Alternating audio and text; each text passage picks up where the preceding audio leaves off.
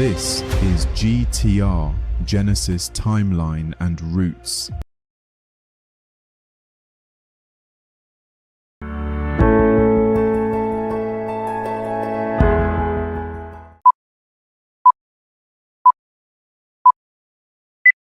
In a world of fractured stories, timelines buried, and truths erased, one project dares to ask the question, what if everything you thought you knew about history was wrong? This is GTR, Genesis, Timeline and Roots. A 5,025-year simulated walkthrough tracing a melanated Adam back to 4000 BC.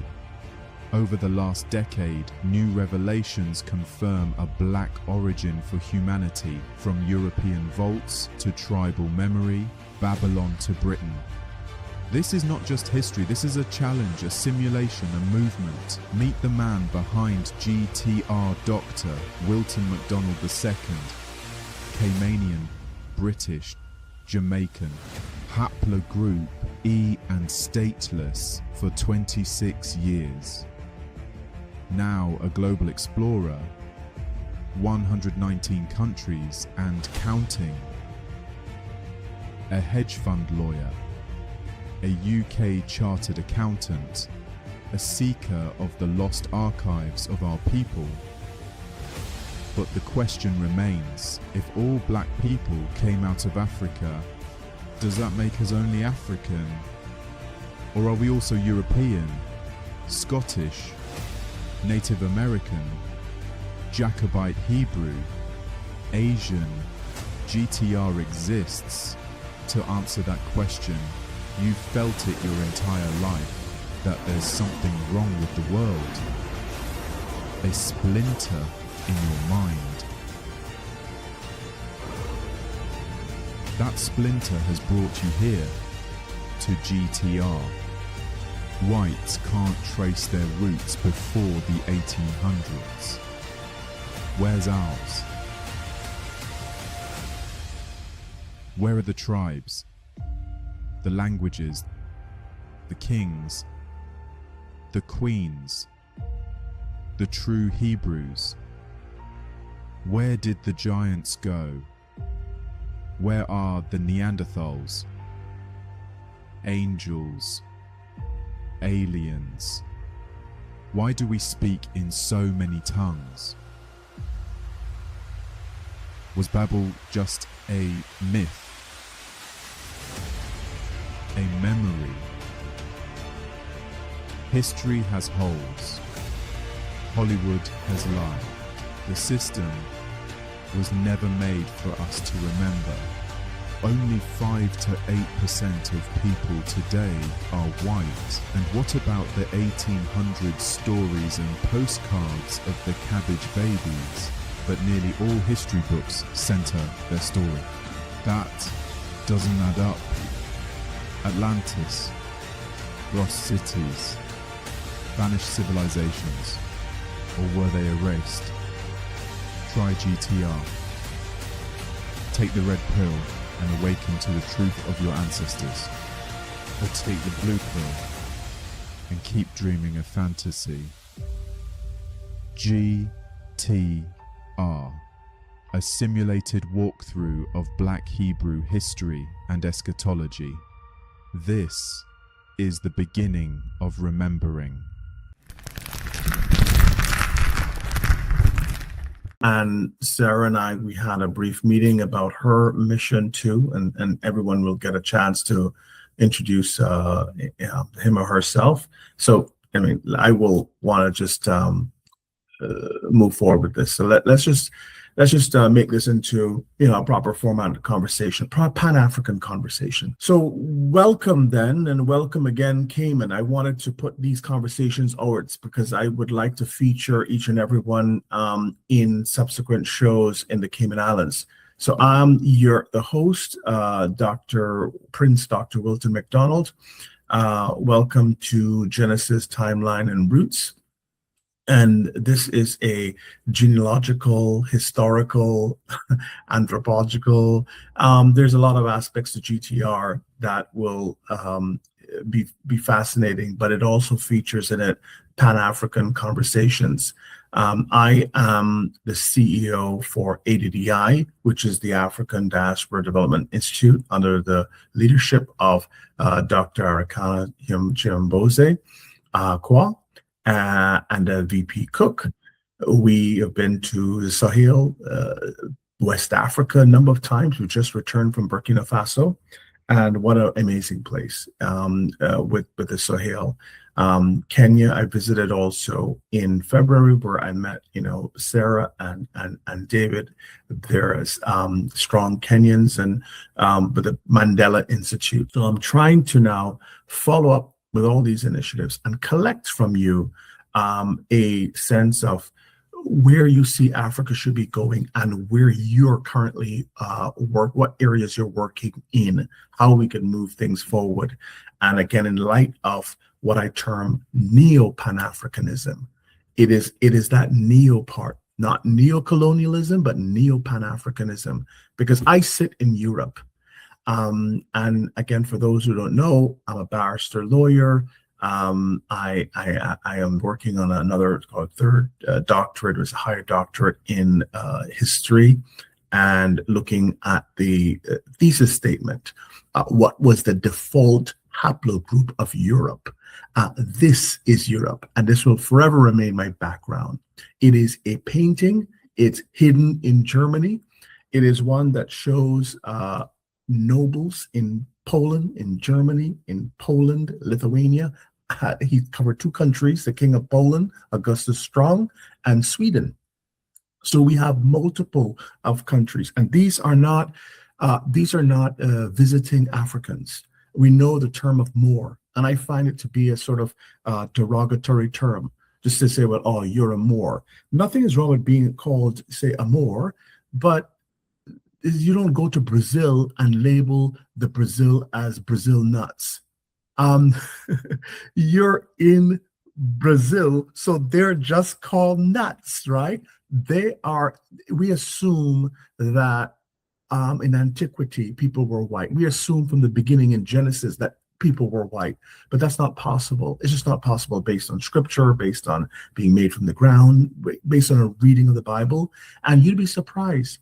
I also want to flesh out the Jewishness of Africa. David, we need to have Joshua Mapunga back on.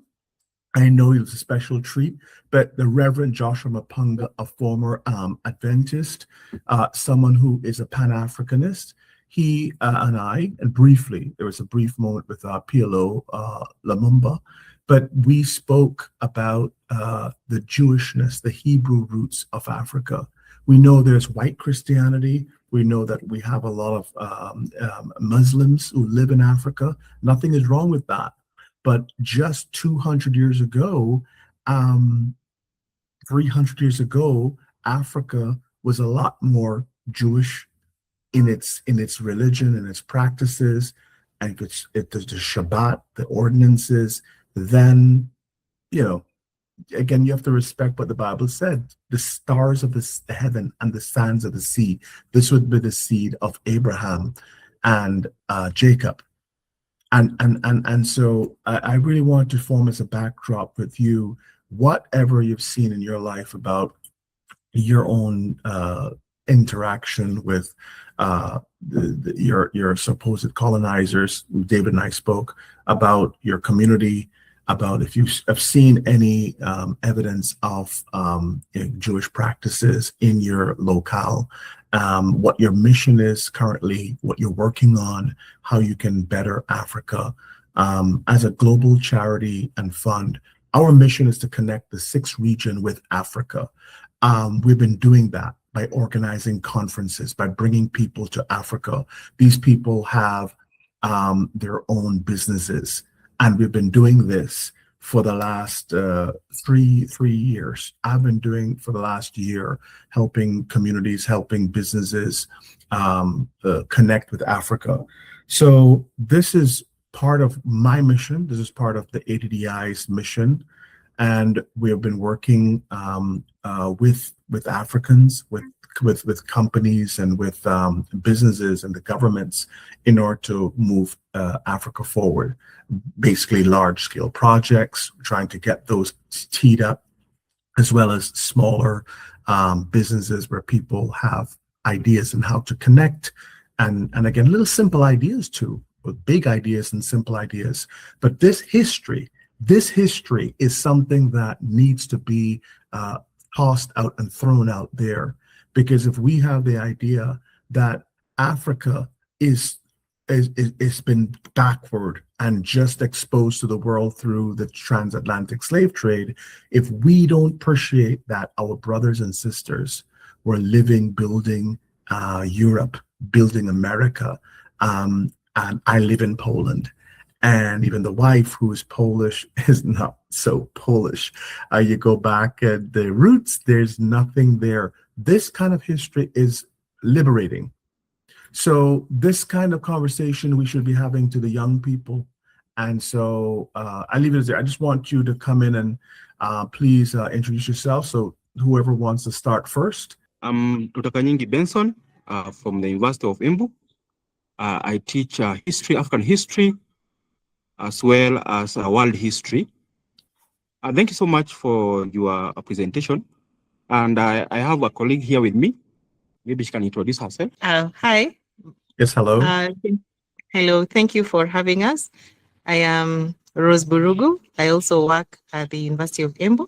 I am dedicated and thoughtful hotelier, and I live to understand our history in terms of where we have come from. And I've heard you speaking, and I really relate how we have grown as a country and how our industry, for example, can be able to grow and overcome the challenges that we have been having in the recent past, and hopefully grow as a nation and stand for who we are, because we are rich in terms of culture, in terms of our history, in terms of the nature of the growth of the developments that we have.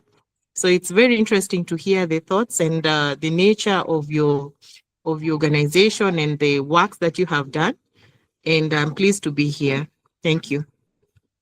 So, thank you. I'm a person who believes that the civilization we have in the West is indeed African. And I will invite you to go and check the work of this scholar called Cheikh Anta Diop. When he did the analysis of the pigments of the pharaohs, he showed that those pigmentation were indeed black. So any form of development we are seeing must be appreciated to Africans. But now the issue is, for how long are we going to rely on the West? I normally tell my students that the issue of colonization did not stop. Yes, we removed the flag, but who controls even the financial transactions? Even the card you have for your bank is under who? Even all developments we have in Africa, who are the financiers? We have a long way to go, even the education itself. And therefore, in most of my current research, I'm talking about the issue of decolonizing knowledge. How can we be able to appreciate our indigenous language? For example, I'm doing a fascinating study. How were our forefathers we are using witchcraft to address issues that affected them? And by the way, judgment was instant. It used to work. So there's a lot we can learn from African scenario, and I hope Mbae can add something on that. Thank you. Thank you very much. My name's Peter Mbae Njogu, as you can see there. My colleague, Dr. Kanyingi, we work, and even Rose Borungu. And James is one of our best students, and we're happy that he's now coming to connect us with the world. It shows that the work we have been doing for the last 4 years is productive, because this is the kind of student we are looking forward to, where we teach, and then in future we can be in a position to see students who are able to go out there and do more. And so therefore I want to echo this product, James. Now, we teach with Dr. Kanyingi, and in the way the university is that at least each unit or each subject has about 2, so we are about 3 there. myself, Kanyingi, and another colleague. But in terms, I teach African military history usually, and I also teach conflict transformation, which is my specialization, and history. But on a personal level, for my doctorate and study, I've been looking at an area that is very much ignored, which is children history, because I've taken it that when we were born, we carry out our history, but then historians have this defective methodology where they only study the adult and they leave the childhood. But nobody, if you ask what was your childhood, you'd be in a position to trace. So that's my specialization. I've been looking at an area which has been negated and neglected in the history, not only in Africa, but in the world. And the first book which was established by that was 1961 by a French historian who is called Philippe Harris. But it was a European book. There was nothing replica in the continent of Africa. So that's my area, and they are more focused on Uganda. In that one, that's the area. I'm Kenyan, but my studies have been more on Uganda. Okay, James, you want to head up? Just introduce yourself. Thank you. I'm Kahindi James Kalama. I'm a student, a proud student of the two super teachers who have been with me for the last 4 years. But I'm in another field working with the young people in Kenya. We have an organization which we call it ACSAP Kenya, which brings all the students in all the 47 counties here in Kenya. And I'm happy to be there as the head of resource mobilization and partnerships. Yeah, so I think I've been taking history or the teachings that my teacher been taking me through, and I love history. I'm a student of history. Doing my master's, which I started recently, which is based on international relations.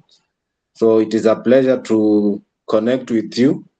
These are people who will help us navigate how we can now cascade this to the young people, because we really have to get a formula, because many of the young people who are not students and those who are history students, they really ignore where they came from or their history. So at least here we'll come up with a breakdown of what we really need to do and how we can get this into the minds of so many young people. So it is a pleasure again to have this meeting with you, with all of you. Thank you so much. My name is David Wekesa, student at KCA University pursuing education arts, history and Kiswahili. I'm a passionate historian, and together with Chief Prince, we've been doing some of the projects together. We are working on the garbage babies, the babies who are dumped in Africa back in the back, as we always say, 200 years ago. Yes. Apart from that, we've been also working on the first Afrikaners. Those are the families that migrated from South Africa to Kenya, and we were trying to trace their originality, but we couldn't find their originality. So we concluded that these are the same garbage babies that were thrown in Africa back in the days. Yeah, it's a pleasure being here as a young historian, seeing James working with his lecturers. I'm really proud of that, because as I've always been told by my lecturers to interact with the old guys, because anyone who has seen it knows it. And so heko James, and I'm proud of your teachers too, because at least they are showing where to step and where not to step. Thank you so much. Hello everyone, my name is Sarah Akinyi. I am a model. I'm the current Miss Commonwealth Kenya, and I am a founder of an organization that champions menstrual health and also youth empowerment. Yeah, that's all I can say about me. This conversation matters because we don't know our value We don't know who we are, what we are, where we are, not just as Africans, as Black people, made in the Black image of a Black God. And that needs to sink in. So I just wanted to, what are your thoughts on evolution? I just throw it out there. What are your thoughts on evolution? How does that make sense today in 2026? Thank you. That's a fascinating question. And by the way, I have never thought the way you have explained. But to my understanding, when we talk about the issue of evolution, there is an aspect of we have someone who is weak and someone who is strong. And therefore, there's this tendency of associating Africans with weakness. Compare with what you said about Shem and Ham. We have that one who saw his father nakedness. He's weak, and therefore that is associated with African. There are many schools of thought on how we have evolved. But when I read the work of Mwaniki Gafesha, Mwaniki Gafesha argues that he's an African scholar, but they are very passionate of reading books from African scholars rather than the Eurocentric way of thinking. He argues that all of us are one, irrespective of who you are. In Kenya, we have many tribes, 42 tribes, and maybe nowadays there are more than 42 tribes. He says we are an amalgam. We are one. And all of us came from Egypt. However, I have never asked myself from Egypt, where did we evolve from? A pattern question. And now, Prof, you are making me now to think hard. Where did we evolve from there? And then from there, we move from different directions. But the key idea here is that if you can recall, this guy called Trevor Roper, in 1960, telling his student at Cambridge University that in Africa, there is no history. What we have in Africa is the history of missionaries and the infrastructures which they brought to Africa. It shows a level of ignorance. Yet some country in 1960s had already attained independence. So I think I concur with you. It's high time we start dismantling this Eurocentric way of thinking. You mentioned about the issue of the youth currently. When we were growing up, and maybe Mbae is my senior, we were all chasing white jobs. Why not black jobs? You see, even the language itself. Currently, if you ask Kalama and Sarah, they want to finish school, they go and are employed in white jobs. So where are we? Where are we? And these jobs which have been relegated, like the work of plumber, masonry, are the works which are paying. So I think you are on the right trajectory. And I would like to hear the views of others. Thank you. Getting the Prince, you are raising fundamental questions which we have struggled with for a long time. And just to bring you back is that these two theories were not even existing in Africa until the Europeans mainly interacted with us.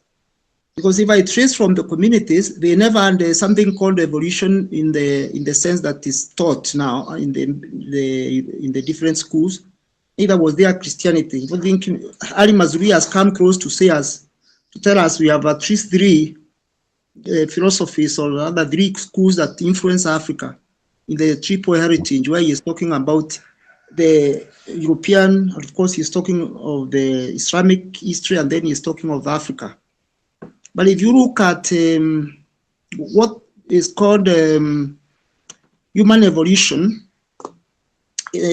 for a Christian who is teaching history, it's become very confusing, because you are teaching history, but on a religious basis, you believe in the Christian position that a human being was created. But when you turn on the same, you teach history, you are teaching them the human being was evolving. And I like where Dr. Kanyingi is saying, the narrative is given where one is weak and where one is strong.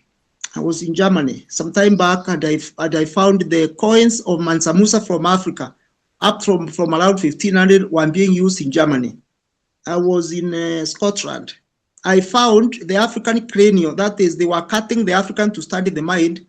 So, and actually they are preserved the scars of the Africans there to show that the African were still inferior even in their evolution and so forth. And this goes on and on.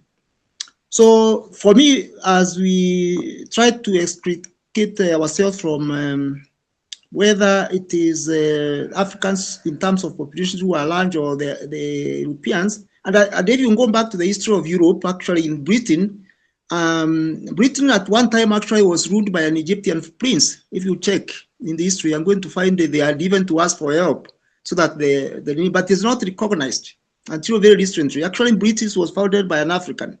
If you go back into the history, you'll be able to establish that.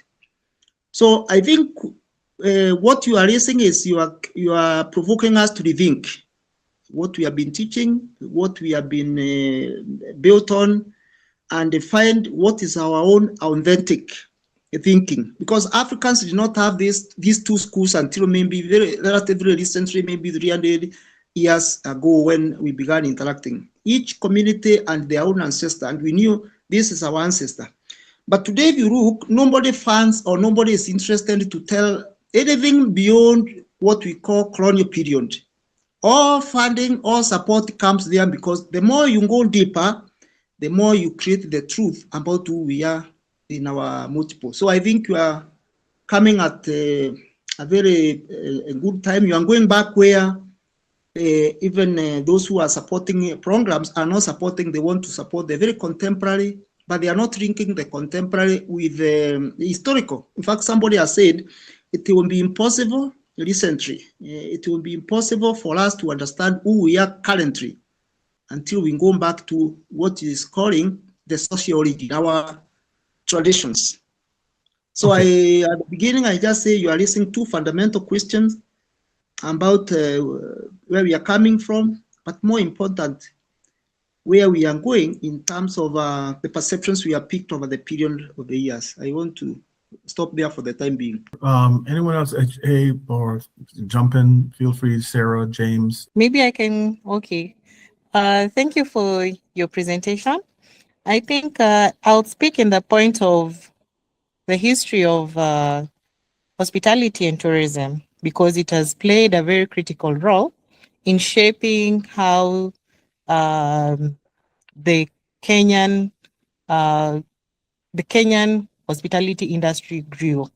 Now, well, as you have put it, most of our texts talk about history from apes, Australopithecus, all those things, and yet it doesn't come to who are you as a person. We might have all come through that, but even when you look at Africans visiting, for example, foreign land, they are more related to ape-like features or coming from ape-like features, and whites are not necessarily looked at as persons who might have also evolved. Look at how museums have been created and where people go to learn about our history and where evolution necessarily came from. The museums have been created in a way to position human beings, and especially Africans in this case, to have evolved from the ape-like features. So if all of us are actually human beings, then why can this narrative grow in a sense to show that we are all one? It's only color probably that makes us different. But if, so this thing actually puts into the minds of children who from very early and tender ages are taken to museums to learn about an evolution that is actually aligned to only Africans and not a certain unique, or maybe say in quotes, a population who are seen to be maybe brighter or wiser or maybe say privileged than another particular community. So equally, besides the proliferation or entry of foreigners, so the Italians, the Breton, people who actually came to determine the colonization of Kenya, for example, we see that missionaries played a very critical role in how they shaped our minds, in how we grew from, because they also planted different forms of denominations. For example, I can talk about that, because children now are meant to feel or to be aligned to a certain religion because of a certain history that is not well grounded in their thoughts. And that is why I think we have a very weird growth or change in generations. We have a very large population of Gen Zs. We have another Gen Alpha, which is coming, and their minds are not straightened. We are not aligned. So the people who are there, the baby boomers, and they are now the Gen Alphas, I don't think we are thinking the same way in all. Our beliefs are no longer the same. So if this, for example, if we are not, this particular forum, for example, if it were to reach to different groups of youths at this age, would be able to also change their mindsets. Even history also aligns with how people feel or perceive what is work, or how do I serve as a person? What is my importance as a person? Because you realize people will say, oh, there are no jobs, or blame certain people because of the narrative that we have been given. There are specific jobs for specific people. And when you go to these particular places where jobs are guaranteed or are promised, they are promised not only because they probably do not see we deserve, but it's already ingrained in our minds how we were taught, how it has been ingrained, and how we are supposed to be churned out to be servers of people than receivers, than people who can actually do it on their own. So besides the history in terms of the evolution of people, in terms of whether it is Christianity or coming from an ape-like a person, it goes and touches the daily kind of life that we live, which then influences the quality of life that we live as people. And not forgetting, our leaders have not come out from, they do not even appreciate the African culture now is the third thing. What is our history? What is my history as a person? And that's why even in Africa today, we keep on fighting. Besides the fact that if we all evolved as people and appreciate that particular source, then we should be proud as one person and not because of tribes, specific tribes being put together. That means leadership as well in this age is playing a role in limiting us to understand our history. Understand that we are one people, one blood, one flesh. If we are to work and to grow, then we should understand our roots and where we came from. So I think also leaders are afraid of this conversation because they believe the more we are distorted, the more we are apart as people, then they are able to thrive in that space and control based on whatever funding they get from whichever places that they would probably receive in terms of controlling them. So that is a very rich story that, and actually I work with an association called Tourism Professional Association, and we reach to youth and people who are different universities within the country, and we are working towards bringing these people together and grow our industry in a different way, so that even if we are serving, these evolutionary aspects actually affect how people serve, whether you're black or white. Sometimes you'll find people will be more inclined to serving somebody because of their color. So if our history is well inclined in our brains, and what is interesting, Africa is not taught in the classrooms. In Asia, I don't know about Poland, maybe you can, where you are, you can tell us. But Africa, we not only teach African, but we teach American, we teach Australian, we teach all all other histories. And yet ours is not well grounded. So thank you. This is GTR, Genesis, Timeline and Roots. We talk about this ape and ape-like creatures, and Darwin himself was a madman. It was a madman. And he himself was more likely a cabbage baby, some lab invention as whites. We mentioned, your conversations, you mentioned colonizers, you mentioned Europeans, a Eurocentric. What does Eurocentric mean? We're still not willing to grow and accept that this is Europe. We may have many tribes in Africa, and we have many peoples. Again, God's word, like the sands of the sea, his seed and the seed of Abraham and Jacob, whose name became Israel. Jacob's name was changed to Israel. We are the sands of the sea. We are not appreciating this. And I want it to really sink in. James, let me know, what are your thoughts about this painting, about the history of Europe, 1700s? And remember, in the 1700s, they only had about 700 million people. There was a massive surge in population from then, 700 million people. That's why I said, if you look to the numbers, you will find sense out of our history. 700 million people, and the Europe looked like this. Where were the white people? Where did they go? Germany. This guy was from Germany. This one from Poland, and I visited his castle. This is the king. And you notice the king has the best headpiece, Augustus Strong, King of Poland. And this one is Carl Gustav from Sweden.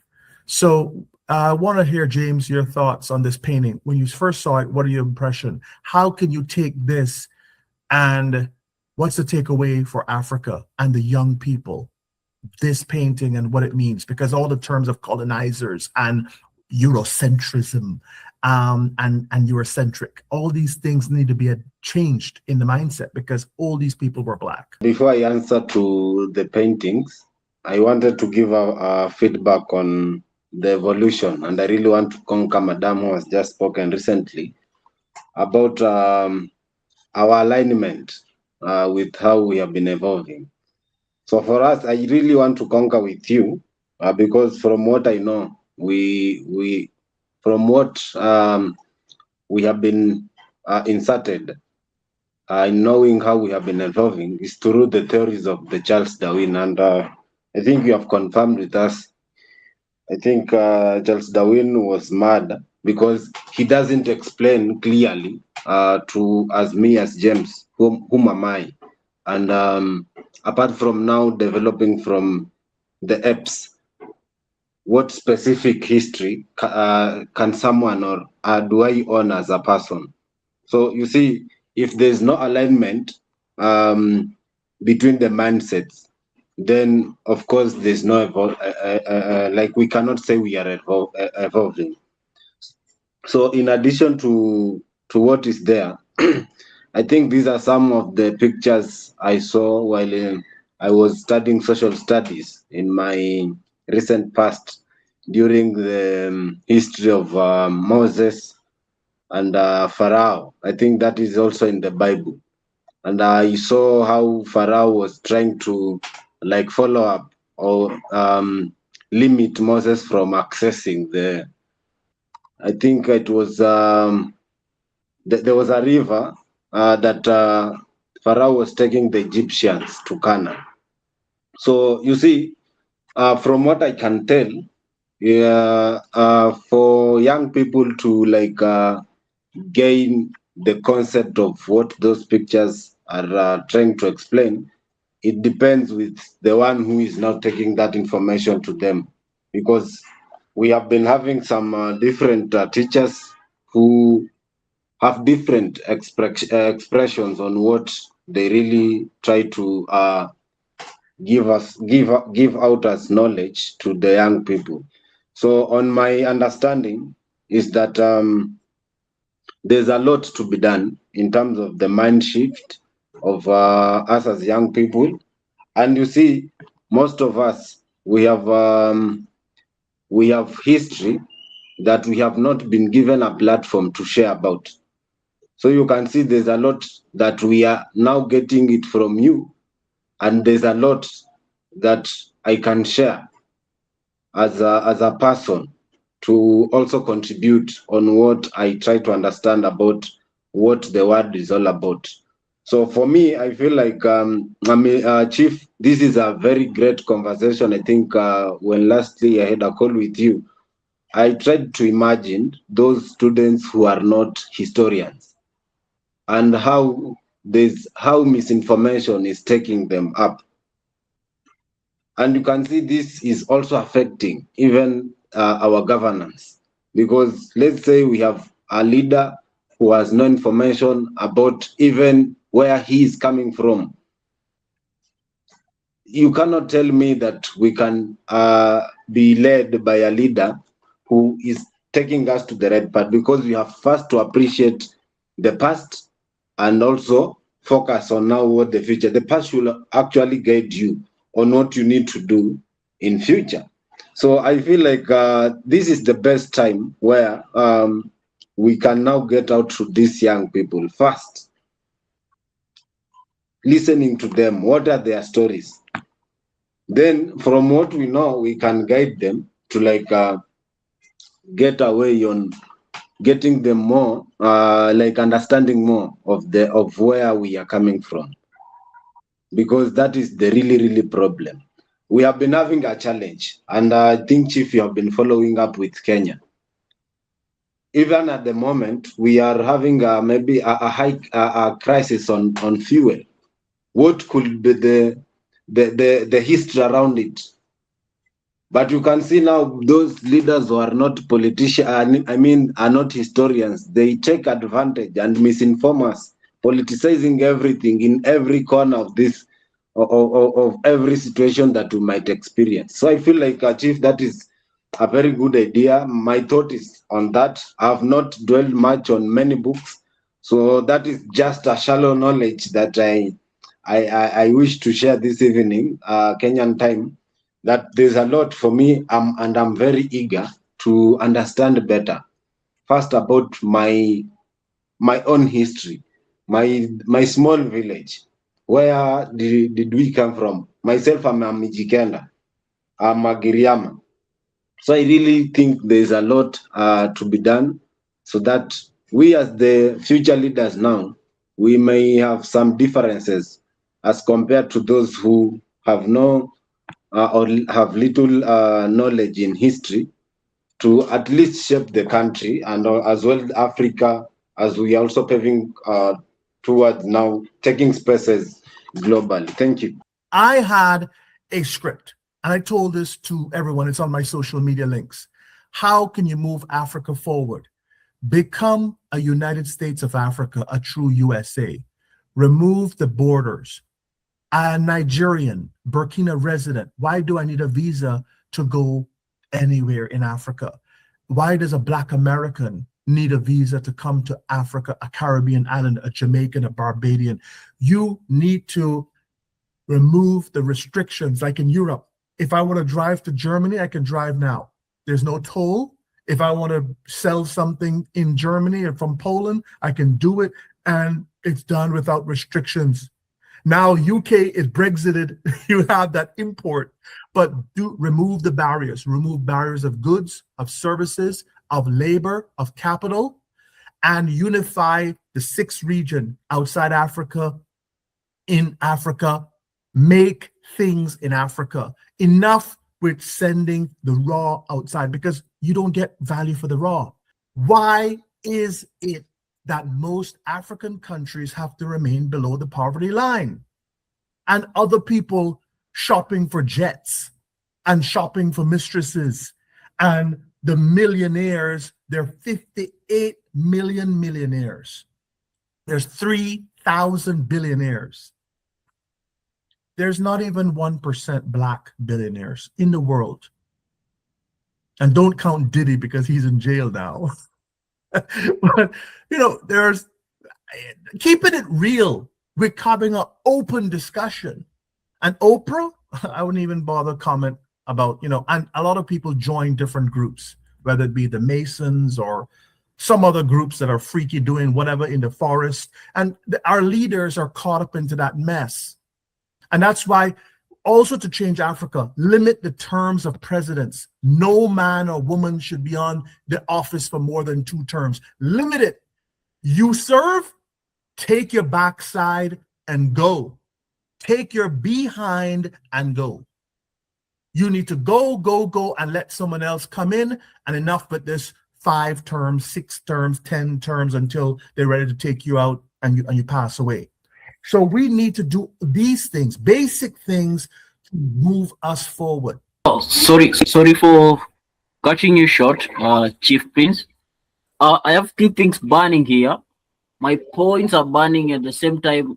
My evening tea is also burning, so I couldn't allow both of them to frustrate me. The first time I saw your picture, your painting behind, what came in my mind was we are lacking something in us. And the thing we are lacking in us is that the European, rather the colonizer, succeeded in doing something critical to all black people in the world. The thing is killing the confidence in us. Tell me, in 1700s, as we claim here, that black people were ruling the continent of Europe. But now we are lacking the confidence of even creating one country, making Africa a country, not a continent. You see? That's the thing that a white man succeeded in doing, killing us, that we cannot generate anything, we cannot create anything. That our raw products, our raw products must go to their country and come as finished products so that we can consume them. That's the confidence that a white man managed to take it from us. And if we claim the confidence, if we understand what we can do, if we can understand our capability as the black people in this world, we'll be in a better place. I cannot imagine that we are affected by the thing now, the stolen confidence, that to a point that even a fellow black man is afraid of having one country, of making Africa a united country. I can share, every time I start a conversation with my friends in class, they always say there'll be chaos. Imagine if in our Kenya we cannot unite as a country. Imagine now the continent, how will it be? It will be chaotic. That's the confidence. We don't have the confidence of having the great Africa. You see, that's the thing. And secondly, the thing that came in my mind the first time I saw the picture is that there are a lot of information that we are lacking as the black people, or rather as Africans. There are a lot of misinformation that we have been consuming for years. And that's how I made a decision of going deep and start understanding what is our real history. You see?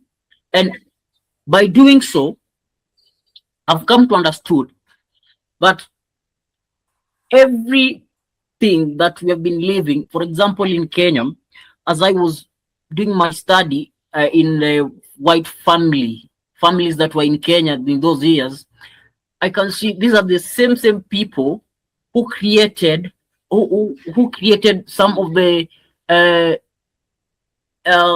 SDIs, the sexual transmitted diseases, because you'll find out that there were a lot of debaucheries and adultery that were being practiced in those elite estates, name them Mudaiga, back in Karen and some parts in Nakuru. You'll find out that these people were coming together and they will carelessly have sex with different people. You come in with your wife, you will wake up in the morning with someone else's wife. You see, these are the things that were happening. And if you will find out that even Karen Blixen, she wrote in his book Out of Africa that she was transmitted, she was suffering from the sexual transmitted diseases, syphilis, that the person, now her partner, the one who transmitted it to her. And these are the things that we people, or rather we have been lacking to learn. They have been hidden from us, you see. And it's high time. I encourage James, Sarah, and Mr. Benson, Dr. Peter, that we are lacking a lot of information. Let us go down and consume what history is, leave alone the history I've been consuming, because if you look down, you'll find out that we are lacking a lot of information. This is interesting because we had another talk like this, and just what David has said, and I said it the other time, most of us Africa, we don't know, like we consume the wrong information. It's good to know about the world, it's good to know about the white history, but what about you? How about you know your origin? And how about you know the right information about yourself? Because there's a saying that says that if you don't know yourself, the world is going to tell you the definition of yourself. And that is what Africa has been facing. We were told who we were, and right now we've absorbed it so much that we don't want to let go. And I'm grateful that you have this platform that now at least shows people out there that Africa has so much to do in terms of information, because information is key. When you come back, yeah, the white people, they destroyed our confidence, and we know that, but what are we doing about it? And just the same way, this program is very key, and I hope most of us learn from it and take what you're doing here and we go and show it to the rest of the world, because you're just one person. And in as much as you're reaching many people, how about we come together and spread the gospel? Because if you're doing it alone and you're feeling like people are not supporting you, you're only human. You're going to get weary. You're going to, at times you might fight so many people, and you might reach to a point you're like, I feel I'm putting this out there and people are not appreciating. And that is what most of us Africans still do. We refuse to acknowledge that we are beautiful in our own skin tones. We refuse to acknowledge that Africa has so many resources, and we refuse to know that we are very educated. There are so many scholars out there who are Africans, but we do the work for the white man. We pay the white man to do a certain work, and then he takes the credits, and then he manipulates the information. Because most of these researches are done by Africans, but we don't take the stage. So when it comes to, I liked the point when you were asking, like, what are we going to do about the youth? We can only encourage the youth and also be an example for them. Start, like the way we are here, it will be very important if all of us go out there and spread the gospel and show our young people that we are so capable of so much. I know the older generation, some of them, it's going to take a lot of work to deconstruct the knowledge that they have. But when it starts from us, of course, they're going to know. So I feel like this information is good, and we should go out just the same way people pay so much money to go and visit Europe.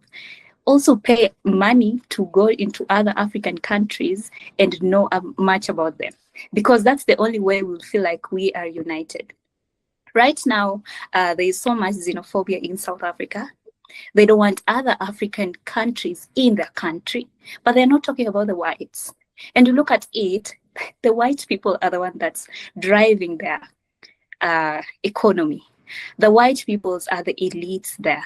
But then they're so focused on a Black person in the neighborhood who is struggling just as much as them. And they really want to show this Black person that we are better than you. And they're not even better in their own country. And it's not just South Africa, it happens across African countries. I grew up in a small town where people felt like the lighter you tone, the more supreme you are.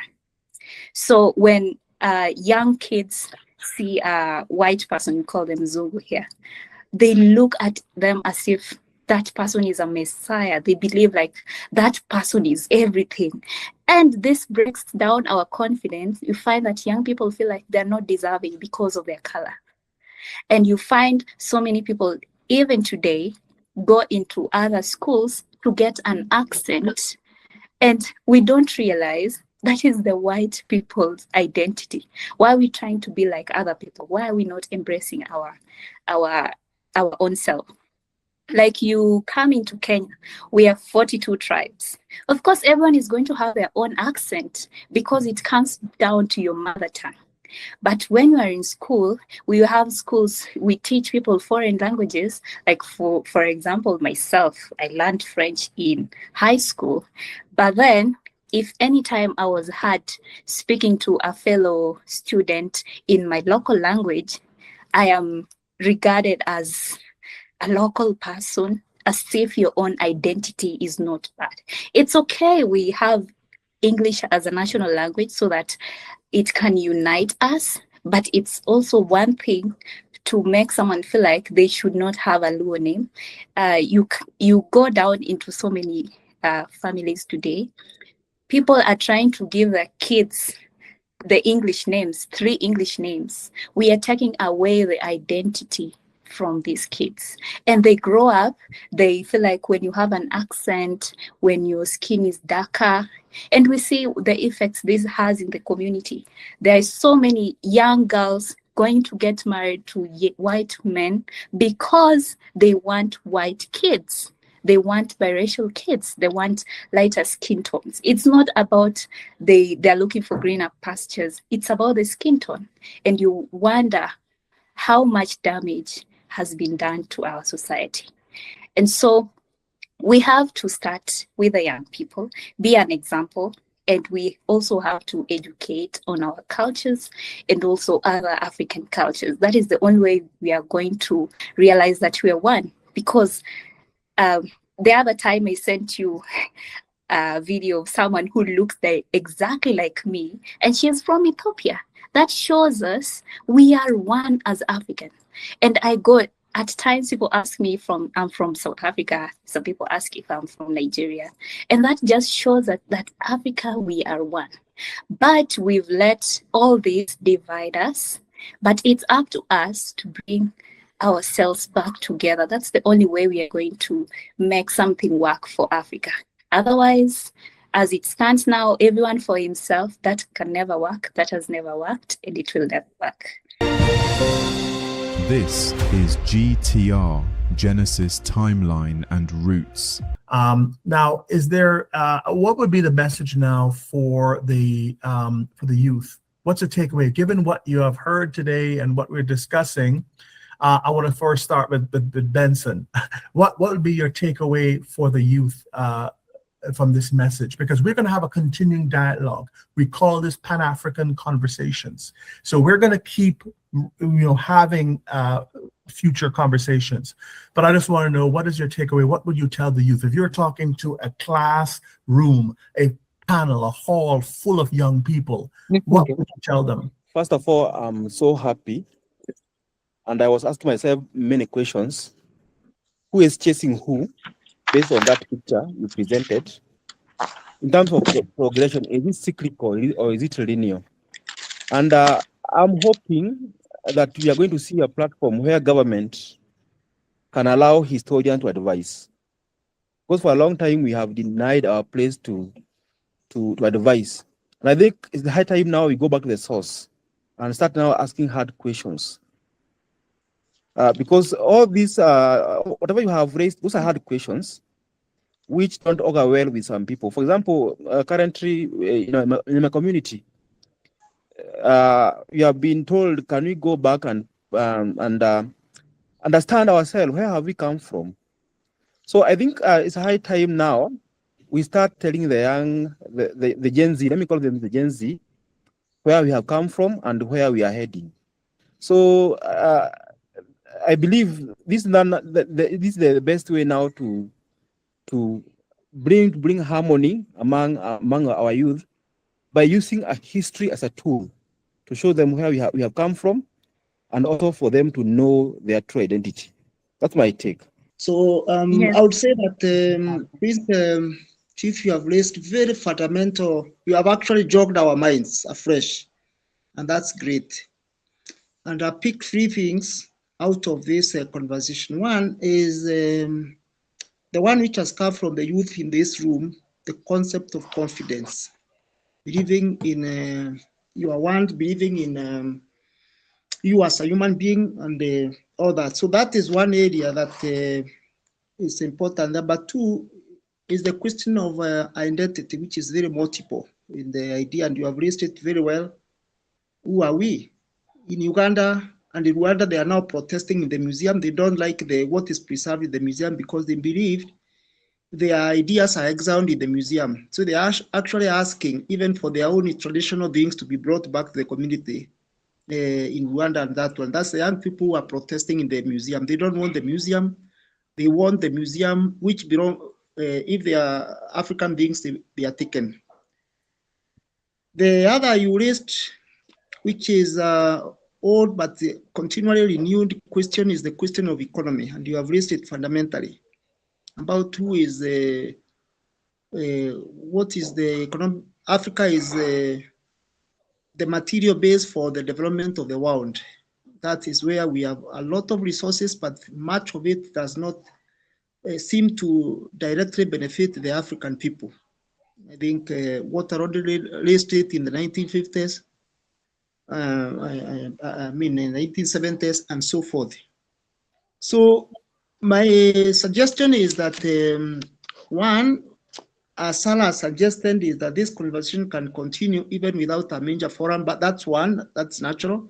But the other, it can be structured, where, for example, we can have a virtual meeting like the one we have with a lunch. Like now, if assuming I have my class and we have this conversation and we are speaking to them, we say one lecture today is to expose ourselves internationally and have a speaker speaking to us. Like now we teach a question of evolution. In that, you can be a teacher in that particular class. And then we say, this is evolution after we do that class or any other, or even religious. The other fourth is more concrete, where we can have a physical meeting. You can come over to Africa, you can come to Kenya, you can come to the University of Embu, even in honor of James, where we can have this kind of a forum. And then we can invite, like one said, not everybody is an historian, but everyone is, there's a group of youth who don't necessarily have to be historians to understand their history. So such a forum can be possible, and it could now make a place like the University of Embu where we are, or any other, a hub from which we could say, if we are looking at a Pan-African, what are some of these centers that we can say? Do we have one in Ethiopia? Do we have in Africa? Do we have in another area? Then we can move from there. And I really thank you for initiating this, particularly, and you are coming with the fundamental knowledge or revisiting where some people have already left. And yesterday we were having a conversation with somebody, we are saying, do we no longer have a Mandela? And do we have somebody who is speaking about Pan-African in the world today? Are they leftovers? And I can see a bit in this forum where you are now coming, questioning what we may have left behind. Thank you. My takeaway from this discussion is we need to rethink. Whatever was planted originally doesn't seem to be what it is. From that image, it's clear that Blacks have from the beginning been at the front. There are few people who positioned themselves or thought are superior based on the melanin, then took it over. And I think, as Prince said earlier, they took over and grabbed the wealth to make them look wiser. So the idea here is to decolonize the minds of the youths, to embed in their minds what they are actually not. It's like their eyes are actually clogged with something that was put by maybe the originators of the discussion of history, or the people who laid foundation of what our history is. So these will change not only their thoughts, but their ways of doing things. And actually, it's a lot of what Sarah was saying, to convince a people who have believed in an ideology, maybe pegged in them through their parents, people believe in teachers, you know. So, and sometimes they even believe in teachers more than their parents. Oh, my teacher said this, you know, it can't be that. So decolonizing that, the mind of this child, and so that our future generations will live knowing that they are superior in themselves. They will believe that, as you're saying, Prince, we have the capacity in our countries, in our continent, first to be one and use the resources we have to thrive. So that is my thinking on what should be done to these youths or to the youths. And this paints a very bright future if it is to be supported, because there are some agendas when you begin them have to be started boldly, strongly, and with affirmation that we believe what we are saying.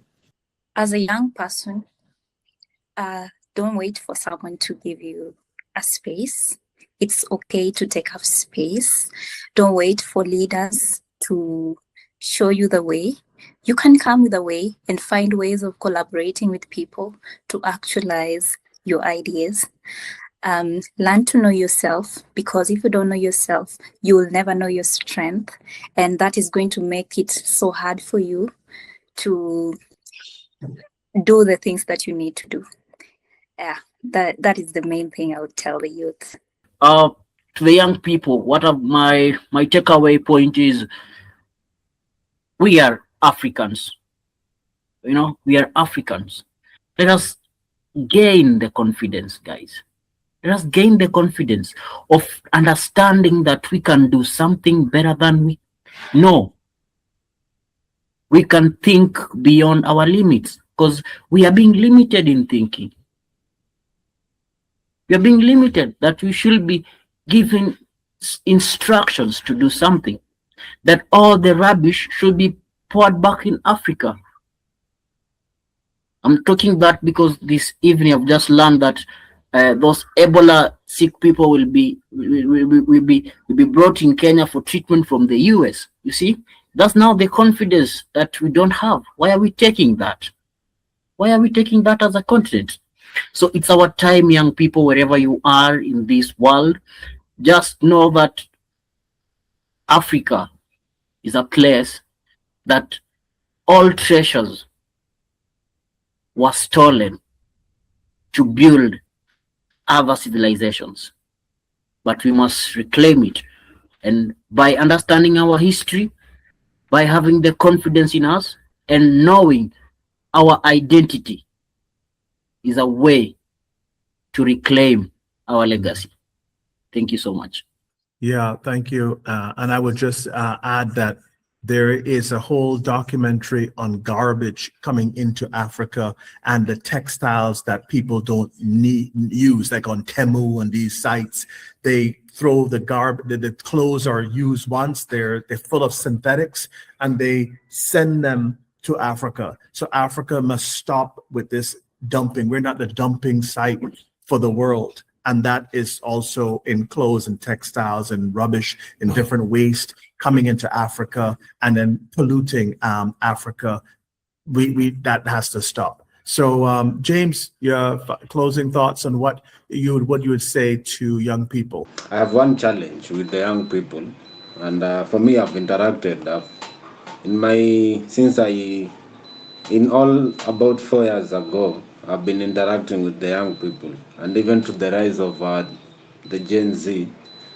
We have one thing that is really a problem, and I think that is the big gap that is leading us to gain a lot of misinformation, ignorance.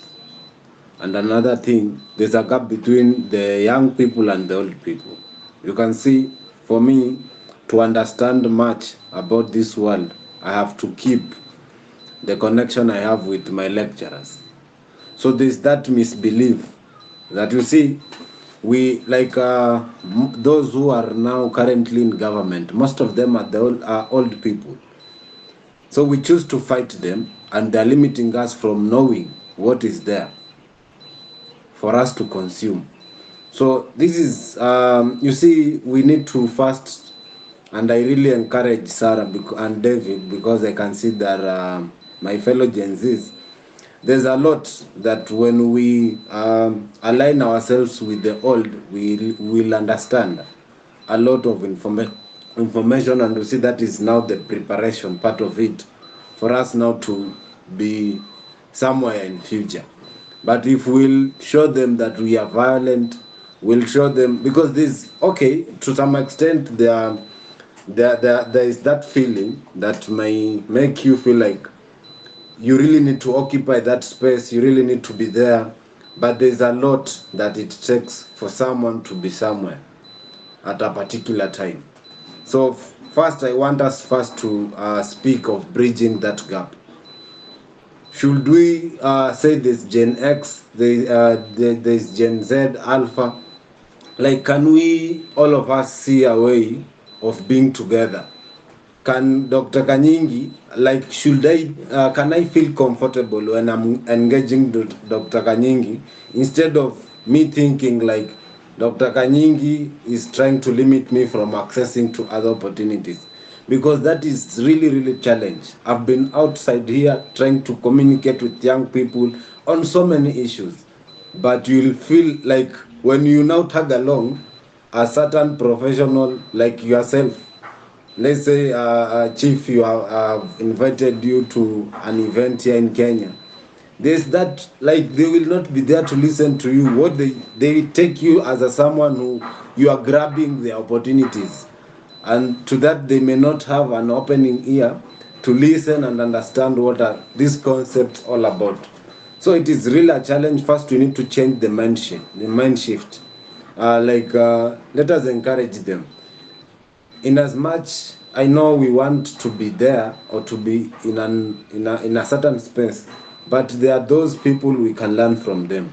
Can we give them space? Can we align ourselves to what they need? You see, so that they can feel appreciated, respected, and be ready to accommodate us in their own spaces. By doing that, I think now we will now be able to get that transformation part of it, because information, one thing I love about history is that you get to understand about the past. I was not there in the past. Those who are there in the past should be respected. For them not to get to be comfortable in sharing out, so that they don't feel like we have some hiccups here and there between two different generations. Because as what I'm observing now, there's some fights between the old and the young people. So that is my Chief Prince. And I really wish that we can come out, all of us as young people, first to tell our fellow young people that before we do this, can we first accommodate our old people for us now to gain more from them. Thank you so much. This is GTR, Genesis Timeline and Roots. This is something that we discussed, I know before, David, we had a conversation with the French and the reaction. It's not that France is being, I think I could borrow a line from the Matrix movie. There's something wrong with the world. And when Morpheus was talking, and the Matrix, because we're like living in the Matrix. When you see something like this, we're kind of living in the Matrix. So in the Matrix, there's something wrong with the world. You sense it, you feel it, but you can't put sort of a name to it, but you sense that there's something wrong with the world, that it's not real and something is off. That is what people are sensing. Why is it? You had 15 or more people protesting when Macron came to Kenya. France has been given the boot from its bases and soldiers out of West Africa, and rightfully so, the Traore and for the Sahel and France. But it's the years and years of exploitation. We have French companies and people like Bolloré, and we have Total and Orange, and they're taking out billions a week and not putting really much back, billions and billions a week. You have French occupation. France was taking the resources, whether the uranium and the gold, and they were booted from the Sahel. And now they're coming to Kenya, a little marathon, running on the street and talking around. And it's it's just the fact that you've colonized. What do you mean? Colonizer is an expression that I don't understand this. In the context of this painting, I don't understand it. You're telling me colonizer. Well, what you are is an abusive force. You're just a visitor. You are not even, call it European, and you have been taking and extracting. Africa has been set up for extraction. So what we're rebelling against is the exploitation and extraction without putting anything back. I've been to Burkina Faso many times. I've been to Central Africa. These are French places, or French colonies, but they are very poor. And the roads are need developing. The infrastructure needs developing. It's taking out and not putting much back in. And that's what the people of Africa, I believe and feel in their bones, are protesting against. Give us our treasures back. All the museums in Britain and France and wherever, give our treasures back and stop with the exploitation. Because you know what? Africa can make things in Africa. We can design and also have our own banks, have our own institutions, have our own gold-backed money, and things that will lift us up. Because I said, the world has 150 trillion in GDP, but Africa has quadrillions and quintillions of money that we are walking on every day. Resources that we can, and Africa doesn't control or have access to. And we need the proper leaders to help us and get us going. Because if we ran the Europe and we were there, our brothers and sisters, then running any community will be a cakewalk. And that's what they're put in their heads, that we can't do it because they did it. Well, they didn't do it. It's ourselves. We did it, and we need to have that mind and mental reconditioning. So with that, I said that we're going to have these conversations. We're going to have them again, and I wanted to close this out.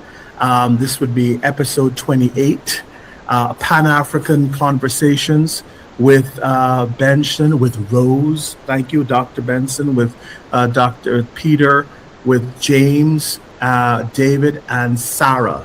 We all, I'm blessed to have you here for you to share in and weigh in. And this is not going to be the final. We're going to have more conversations. And I would like to invite Joshua Mapunga to come on another event, because with his knowledge and what he said about the Jewishness of Africa and his interaction, we know that we have that deep roots embedded in Judaism. That's very, very good to know. That's very good to understand where we are, what we are, who we are, all the major philosophical questions we should be asking. So thank you again, everyone. And I will make this available. We'll edit it, and we'll have further conversations and dialogue for the sake of the youth, because after all, that's worth preserving. So again, thank you, everyone, for this for joining in this episode 28 of GTR, Genesis, Timeline, and Roots. And by the way, if you have not seen it already, every episode would be saved to YouTube, would be on social media, whether it be Facebook, whether it be on Twitter, whether it be Twitter X, or on my YouTube channel. All the prior episodes and more clips and other interviews are saved on my YouTube channel. Just look for Dr. Prince Wilton McDonald. We have the CMR TV, which is Cayman Mile Road, and they feature Saturdays. The new episodes air Saturdays at 2 p.m. Cayman time, which is 9 p.m. in Poland, and then that's 11 p.m. Kenya time. So every Saturday around 11 p.m. Kenya time would be the new shows for GTR, but all the old shows will be there on YouTube and on social media throughout. So you can catch up. My favorite is the 16. That's the image of God, being made black in the image of God. It's on YouTube. You can Google it, GTR, Genesis, Timeline, Roots, episode 16. And the one with Joshua Mapunga, where we spoke about the Jewishness and Jewish roots, that's episode 22. Episode 22, Joshua Mapunga. So those are my favorite. And then there's so many ones that are coming up. I interviewed a Freemason, Guy Anderson. That's episode 17. And he was talking about the cabbage babies, about the cages, about people coming to South Africa, how they came. His father, as a Mason, had all these drawings and scenes and diagrams and all of that literature that is missing. This is information that was never told, but he has written books on these cloning, the cabbage babies of Tartaria, and the history, the Black history that we don't know, the falling of the empire before the global reset. So I had him on episode 17. So 16, 17, I think must be 18, but look it up on between episodes 16 and 22. Those are some of the best features and episodes. We're at 28 now, but definitely 16 is the image of God. 22 was Reverend Mapunga, and we had Professor Samuel from Kenya, and we had 17 or 18 would be the Guy Anderson interview. And that would be really something to view, because that way you have it from someone else's word and mind and research about the history. And he's a white guy. He's a white guy telling the history of the origins of the true origins of whites. So it's their story, because our story has been told, but not so much and distorted, but their story. So it's something to take a look at. So thank you, everyone. Okay, this again concludes episode 28, Pan-African Conversations. Okay, so have a good night, good evening, and we will speak again. Thank you for that.